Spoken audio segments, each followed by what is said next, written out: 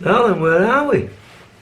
I woke up this morning, made myself my usual cappuccino, put on YouTube, started watching a number of photographers that I like watching.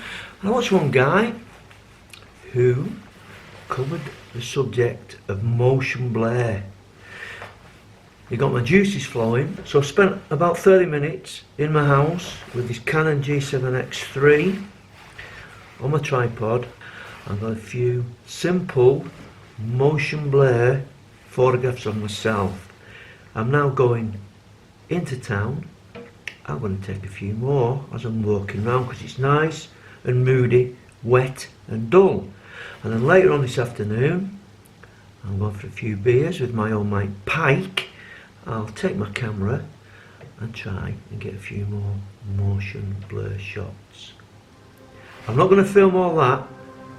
All I'm going to do is put the images on now and let me know if they're any good.